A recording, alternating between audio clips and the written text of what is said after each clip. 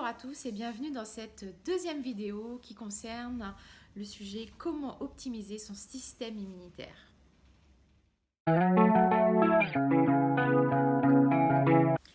Alors je suis Mélanie Aimé, je suis naturopathe, praticienne en massage ventouse et en auriculothérapie. Alors notre système immunitaire est notamment lié à nos intestins, donc forcément on a une action via l'alimentation, mais ce système immunitaire est aussi très lié à notre système nerveux. Donc tout ce qui va être en lien avec par exemple le stress. Et quoi de plus normal qu'en cette période de confinement de ressentir du stress.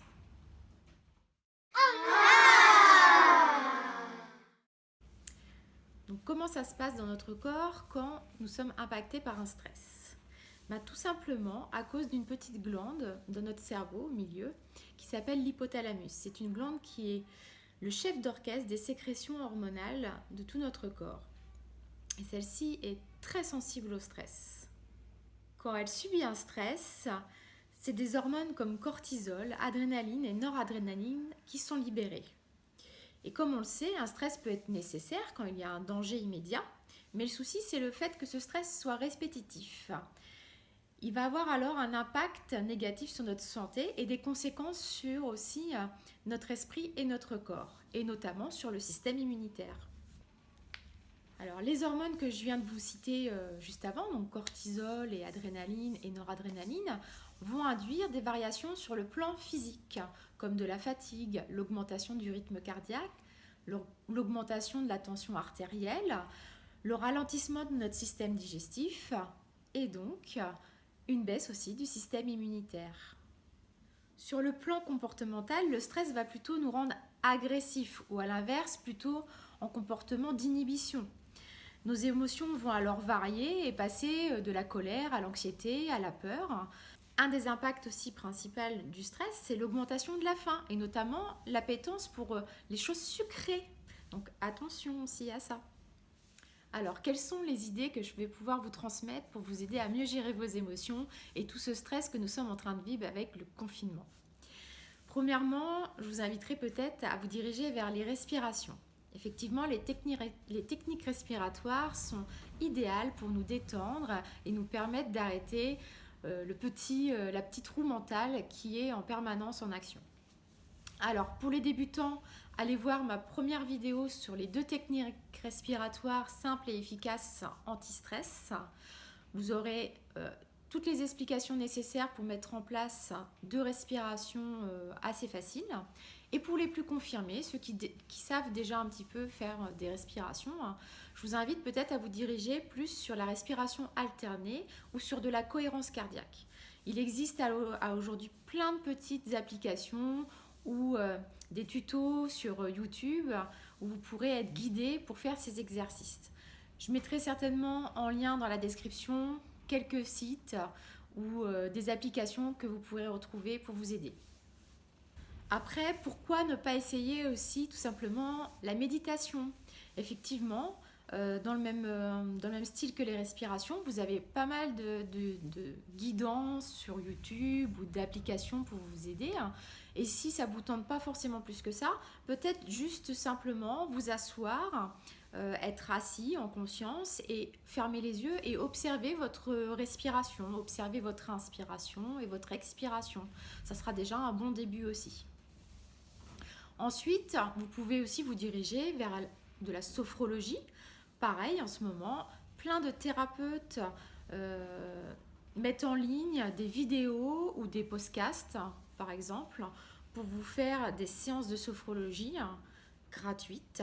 Profitez-en. Pareil, je mettrai en lien dans la description des personnes que je connais qui font ce genre de choses pour vous diriger.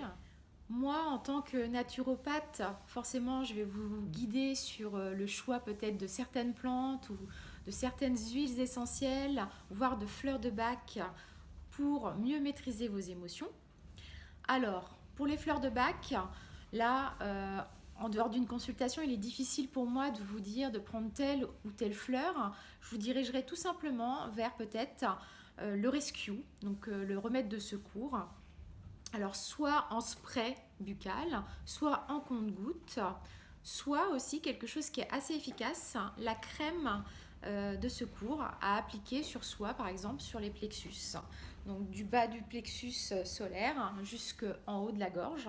Vous venez mettre une petite noisette et vous massez. Elle est assez efficace. Et pour les enfants aussi. Si vraiment il y a des enfants qui autour de vous qui ont un stress, cette crème peut être tout indiquée. En ce qui concerne les posologies, je vous invite à regarder ce qui est noté sur les flacons, parce que ça dépend un petit peu des marques. Maintenant, si on passe sur les huiles essentielles, celles qui vous apaiseront peut-être le plus. Alors, vous avez certainement peut-être une ou deux huiles essentielles, voire plus pour ceux qui s'y connaissent dans vos tiroirs.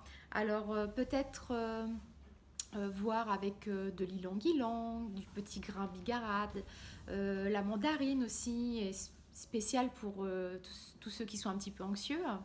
La marjolaine à coquille, l'orange douce ou la classique, la lavande vraie par exemple. Alors, soit vous faites une petite préparation, vous prenez une petite cuillère à café d'huile végétale, alors peu importe ce que vous avez, même si c'est de l'huile de cuisine, c'est pas grave, ça fera le job, comme on dit. Vous ajoutez une ou deux gouttes de l'huile essentielle que vous aurez choisie et vous venez vous l'appliquer sur le plexus, sur les poignets, à ce niveau-là, ou alors voire même sous les pieds un petit peu aussi, plusieurs fois par jour. Elles vont venir vous détendre, vous relaxer, avoir l'odeur pas très loin de soi, c'est toujours sympa, ça permet vraiment de s'apaiser. Après, une autre option, vous faire un petit bain détente, vous faites couler un bain, vous mettez du gel douche dans le creux de votre main, vous rajoutez 7 à 8 gouttes de l'huile essentielle que vous avez choisie, vous mélangez et vous passez vos mains sous le jet d'eau pour que les huiles se dilatent dans le bain. Si vous veniez à mettre les huiles directement comme ça sur l'eau, elles vont surnager et elles peuvent créer des brûlures. Donc on évite. On mélange toujours avec un petit gel douche et on passe sous l'eau. Après, vous avez la possibilité de mettre en diffusion dans une pièce, bien sûr. On ne chauffe jamais par contre les huiles essentielles, donc on évite les diffuseurs à bougie ou en tout cas tout ce qui va chauffer l'huile. Pareil, vous pourriez très bien vous faire des petites tisanes, vu qu'on est au chaud, à la maison. Pourquoi pas faire des petites tisanes de plantes. Alors les plantes qui viendront vous relaxer, vous avez le choix, la valériane, la passiflore, le cassis, l'aubépine, la mélisse. Tout ça, vous prenez à peu près une cuillère à soupe de plantes, alors soit un mélange, soit une plante seule. J'aime bien les synergies, j'aime bien en mettre plusieurs en même temps à chaque fois. Vous faites bouillir de l'eau et vous venez mettre l'eau avec vos plantes. Vous laissez infuser 10 minutes à couvert, vous filtrez et après vous pouvez boire. Vous pouvez vous faire un thermos pour la journée ou faire au coup par coup.